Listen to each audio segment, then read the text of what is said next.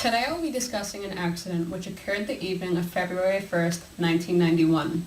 This event, infamously referred to as the Los Angeles runway disaster, left a mark on the procedures used in air traffic control and the aviation industry.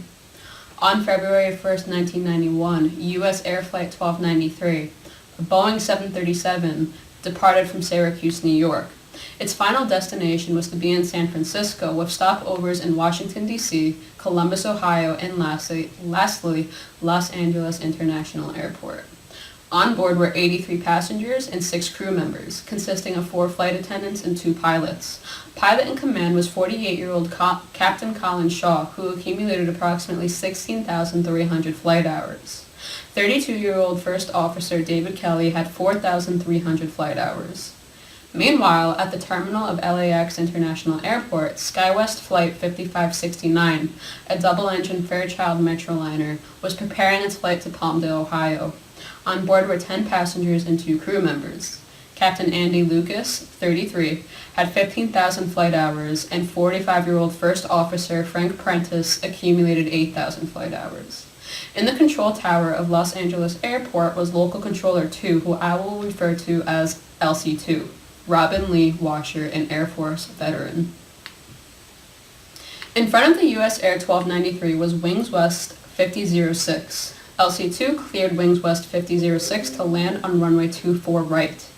After a successful landing, Wings West asked for permission to cross parallel runway 24 left. After LC-2 cleared another aircraft to take off on runway 24 left, she then cleared Wings West to cross runway 24 left, stating, Wings 5006, taxi across runway 24 left, contact ground point 65 when off the runway, good night. However, communications was lost, causing LC-2 to lose contact with the grounded airplane.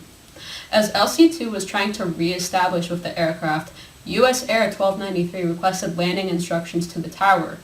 Simultaneously, LC-2 instructed SkyWest 5569 to position and hold runway 24 left at the intersection of taxiway 45. Over the radio, LC-2 states SkyWest 5569 taxi into position and hold runway 24 left. Traffic will cross downfield. Finally, LC-2 establishes contact with Wings West and is able to complete instructions to cross the runway 24 left and transfer communications to Los Angeles Ground Controller. When this is complete, Captain Shaw of U.S. Air 1293 contacts LC-2 again, unsure if he has a landing clearance. Captain Shaw stated, U.S. Air 1493, for the left side, 24 left. LC-2 responds, U.S. Air 1493, clear to land, runway 24 left. Captain Shaw confirms, clear to land, 24 left, 1493. At 0207 Zulu, that is 6:07 p.m. local time, over the local control frequency, it was heard, what the hell? 26 seconds later, Police Department 80 contacted LC-2 stating, do you need any help over there? Within 2 seconds, the LC-2 responded with, we don't know yet. Right now, we don't know. LC-2 at 6:07 p.m. and 39 seconds, Wings 5212, wind 240 at 8. Clear to land, runway 24 right, use caution, we just had an aircraft go off the runway into flames. What happened? It took several minutes for both the tower and rescue teams to realize what had happened. U.S. Air 1493 was cleared to land on a runway where the smaller aircraft SkyWest 5569 was still holding position on the runway taxiway intersection. A total of 35 people were killed, including all who were on board the SkyWest Metroliner. All passengers and the pilots on SkyWest died due to blunt force impact, while most of the 23 who died on U.S. Air died due to smoke inhalation. Recall the size difference between the two aircraft. Upon investigation of the NTSB, the National Transportation Safety Board, the ultimate cause of the accident was human error by Local Controller, who we've been referring to as LC2, who admitted to forgetting the Metroliner was in a holding position on the same runway of which she cleared U.S. Air for landing. But there were several factors that contributed to the accident. Let's start with item 1. Wings West 5006 accidentally changed their radio frequency, causing a distraction to Washer, who was working on re-establishing communications. 2. It was found that the LA control tower did not follow procedures consistent with the regulations of the FAA regarding the handling of flight progress strips. The flight progress strip of Wings West 5006 was completely missing. Turns out the possession of the flight progress strip had not been transferred from the clearance delivery controller to the ground controller or to the LC2. Had been misplaced, creating another situation which preoccupied the LC2. It is perceived that the LC2 misidentified the aircraft missing the flight's progress strip with the SkyWest flight she put into position on the runway due to a similar call sign. 3. There was no functioning ground radar, particularly an airport surface detection equipment radar to assist the tower in seeing aircraft in the controlled field at night. 4. After an experiment controlled by the NTSB, it was determined that the lights of the aircraft could not be deciphered between the lights of the runway. In other words, the lights of the SkyWest Metroliner were practically camouflaged with the runway. Additionally, a lighting pole was blocking the LC-2's sight of the aircraft's position. The only possible way to know the aircraft was there was to simply remember she put it there due to the blind spot and absence of a ground radar. As you can see from the diagram, there were plenty of strobe lights, navigational lights, taxi lights, and recognition lights equipped on the Metroliner.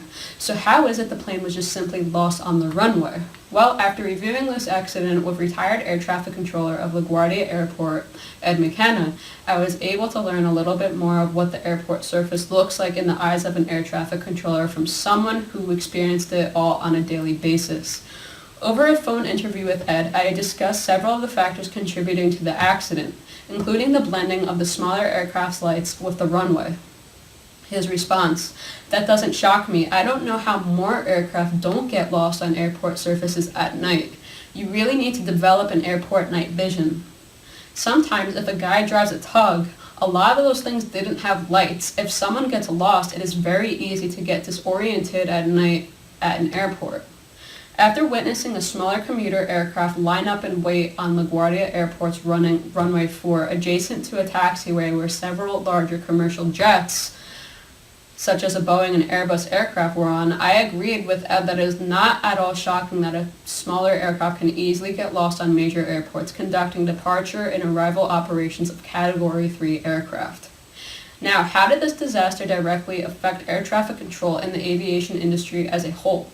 The biggest change in air traffic control that Ed recalled was in regards to the use of the position and hold technique, which today uses the standard phraseology, line up and wait. He explained, "I do remember that being the first major accident that was attributed totally to air traffic control. The first thing they made us do was no line up and wait on taxiway intersection with the runway between sunset and sunrise. If the taxiway intersection was more than 500 feet from the runway and or threshold, then it was considered an intersection. If it was less than 500 feet from the threshold, then it was not considered an intersection. I don't know if that came out right after this accident." In the NTSB accident report, I was able to confirm that this change in air traffic control procedures did indeed take place immediately after the accident. An immediate general notice to all air traffic control facilities informed all in the field that they must follow the new taxi into position and hold procedures by February 16, 1991 at 7 o'clock a.m.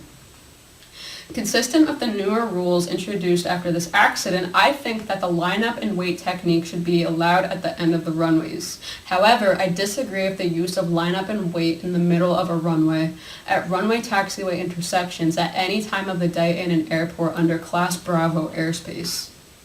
My initial thought upon review of this accident was, how do airports operate both takeoff and landing departures on the same runway at the same time? I would advise the FAA to require arrival and departure operations to be on separate runways at a given time, or at a minimum, that the use of the same runway for arrival and departure operations is not to be performed in weather conditions under visual flight rule standards, nor at night where visibility is limited. Another recommendation I would make that may have prevented this accident would be to have separate runways for the operations regarding Category 1 and 2 aircraft with Category 3 airliners. Initially, I had thought about changing the lighting scheme on smaller aircraft, but after reviewing the diagram showing how many lights were on the Metroliner in this accident, Reviewing the NTSB accident report section, which explained how the lights blended with the runway, and listening to the insight provided by Ed McKenna in our interview, I do not think that simply changing lights is enough to make a difference. Separation between runways used for smaller aircraft and larger aircraft would provide an ultimate solution. It would be presumed in advance that there are smaller aircraft on the runway designated for smaller aircraft, thus lowering the chances of an aircraft being simply forgotten. My proposal is similar to the setup of the Academy Airport, which separates the runways used for VFR and IFR aircraft. In the Academy Airport, VFR, which is always a single or double engine aircraft, take off from runway 28 left, while Category 3 airliners and all IFR aircraft take off from runway 28 right. My proposal is similar to the setup of the Academy Airport, except instead of separating based on VFR versus IFR aircraft, we separate based on the category of the aircraft, big versus large. While we agreed that the final probable cause of the accident was human error by the local controller, Ed and I discussed the operations and procedures within the tower which may have contributed to the accident. I don't think procedures were that good. When you're a manager and look at this stuff, you say, I don't think this is the best way to do it. It's very hard to implement change. When I heard the ground controller was not using strips, I was absolutely wowed. At LaGuardia Airport, it was heavily dependent on the use of strips, moving them from left to right. Everyone had a different way of organizing them. It was shocking when I learned that. Getting back, I think the procedures were not in place. Landing and departing, not having segregated runways, I don't think that was a good procedure. The outcome of the investigation. According to the Los Angeles Times, Robin Washer spoke to the public for the first time since the accident in May 1991. She testified during the second day of NTSB hearings to determine the factors that led to the nighttime conditions crash. Her testimony came after the surviving co-pilot, David Kelly of the U.S. Air Jetliner, described how he listened to the pilot in command die. An NTSB investigator asked, "Is this accident caused by mistaken identity?" To which Washer replied, "Yes, it is," confirming her confusion with the Wings West jet on a nearby taxiway with the SkyWest on the runway. After taking responsibility and admitting to her human error and lack of situational awareness causing the accident, Robin Lee Washer officially resigned from her position as an air traffic controller in May 1991. Furthermore, LAX built a brand new $19 million air traffic control tower in 1996, which was 3 times larger and 100 feet taller than the old tower. On June 11, 2009, runway status lights were installed to increase overall safety of aircraft operations at LAX by reducing likelihood of a runway collision.